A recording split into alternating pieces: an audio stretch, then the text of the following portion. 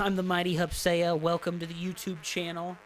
Here we got another discussion about how to defend against early game stuff in a broad general sense. Thank you so much for watching. Please hit the thumbs up button, hit the like button, whatever it's called, the subscribe thing down below. More content to come soon.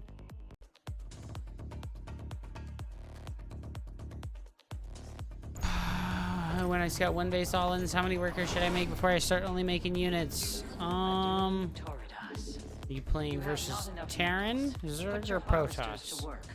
Against Terran and Zerg, you're almost always going to expand, even if they're one base all-inning you. So you won't really stop workers. More like your mineral reserves are insufficient. You'll cut workers to build the Nexus, and then your gateway and cybernetics core, but you'll just continually build workers the whole time, even though they're one basing you.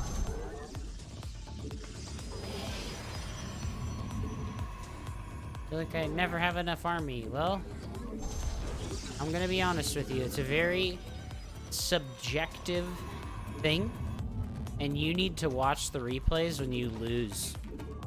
Okay, this is like the best advice I can give you. You need to watch the replays when you lose, and you need to like learn scouting tactics that will give you the ability to make a good decision for yourself during the game. You'll be like, all right, this guy's one basing me. I need to look for these things to know what it is. And then when you find out those things and you know what it is, that's when you can be like, all right, I'm gonna stop making workers, start building units. But generally, you're gonna get... You cannot warp at that location. Your standard opener with the 20 gateway, 20 or the 20 cyber, and then 20 nexus. Versus every one base all-in, except in PvP. And then you're gonna just play like you normally would. And make your gateways at 3 minutes instead of 3:20. We'll talk about it more after the game, okay? You said I should cut workers to get the cyber and nexus on 20. Yeah, so you're gonna make like the gateway, and then you're gonna make the cybernetics core and the nexus on 20 supply, and then you're gonna start building workers again, and then you'll make the second pylon and the second gas. You'll make the second pylon first if you went for the cyber before the nexus. So generally, if your opponent is going to cheese you, you make the cybernetics core first.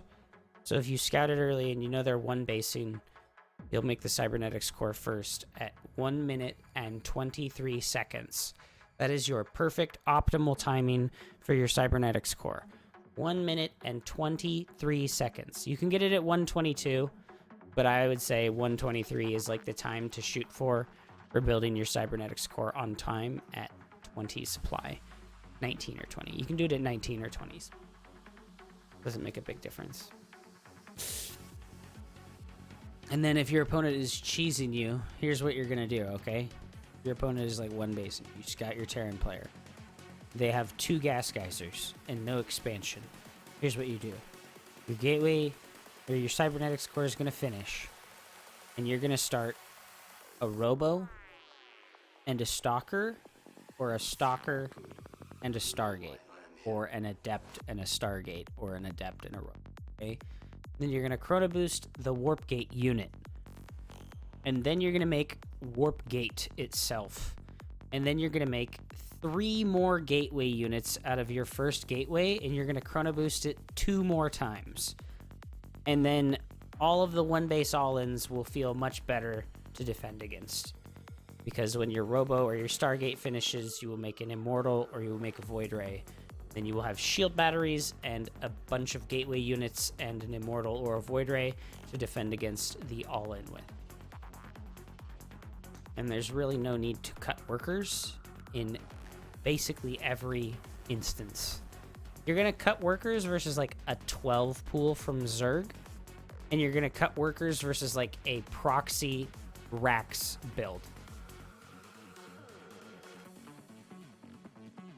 Yeah, no problem, man.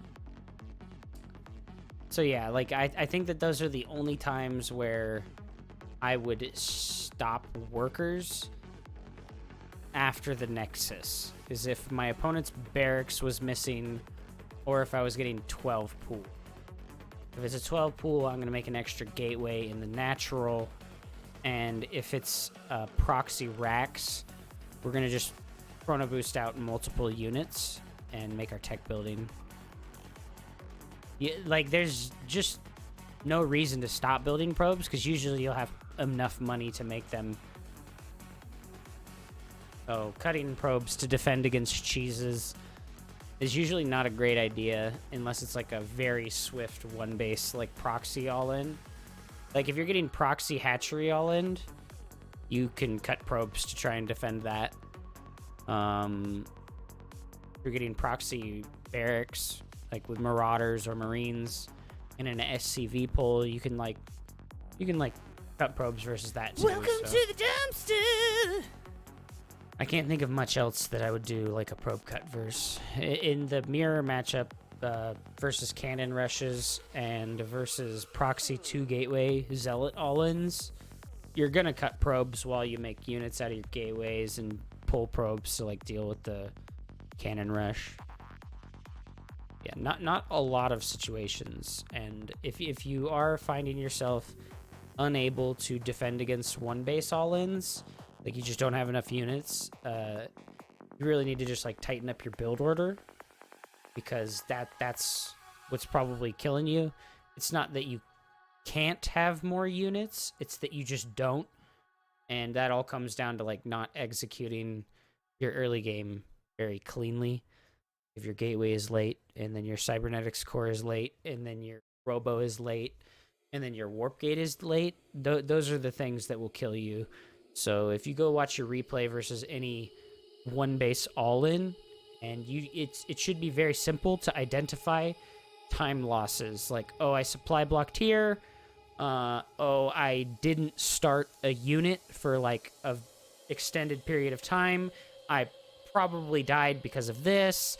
I didn't build the robo right away or the Stargate right away. It was 20 seconds late. So the first unit was 20 seconds late and I died. I didn't make shield batteries when I should have made shield batteries. You can pretty easily identify this stuff for yourself.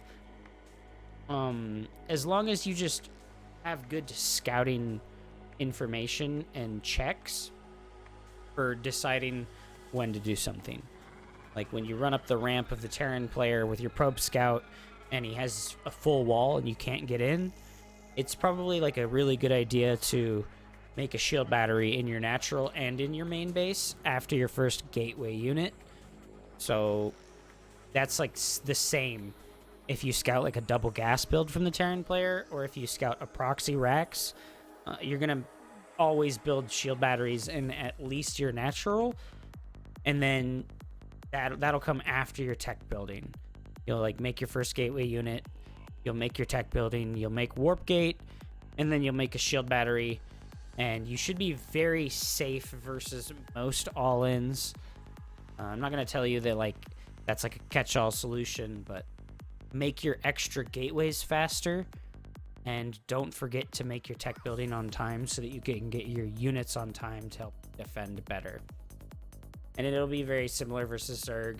If you scout that they're going for a pool first, if it's anything but like a gas first, if it's a gas first build, you're gonna delay your Nexus. But if it's a pool first with no gas, I would not delay my Nexus versus that, which will die to drone pull all-ins, but that's like a gamble sort of thing. You can't really like... It's pretty difficult to reliably scout for like a drone pull all-in unless you have like a very specific unless you have a very specific probe scout timing.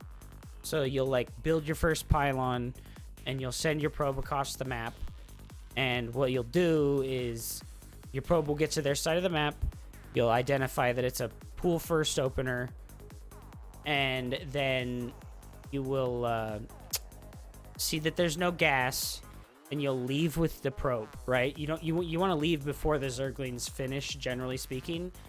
You really don't want that probe scout to die. And then you're going to hide it.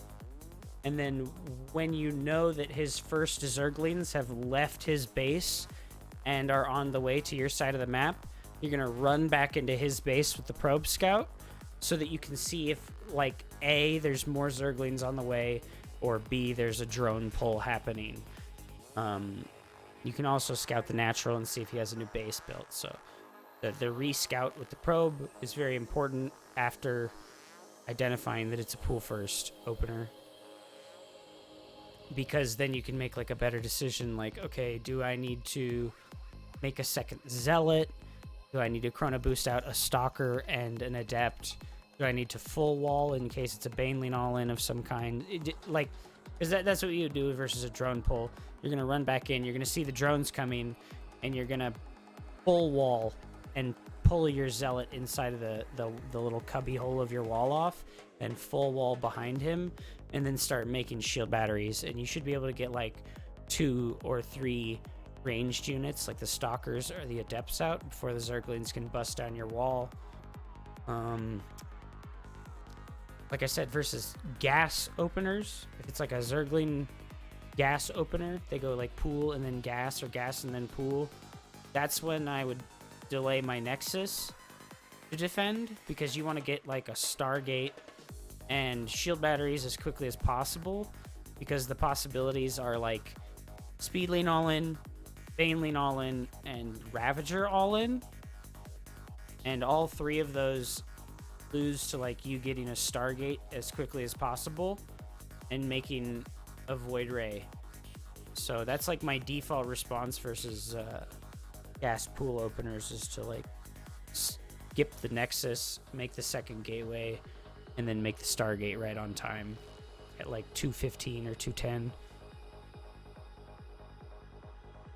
But yeah, I hope that was helpful. If you have any more like specific questions about early game stuff, I can definitely help with that.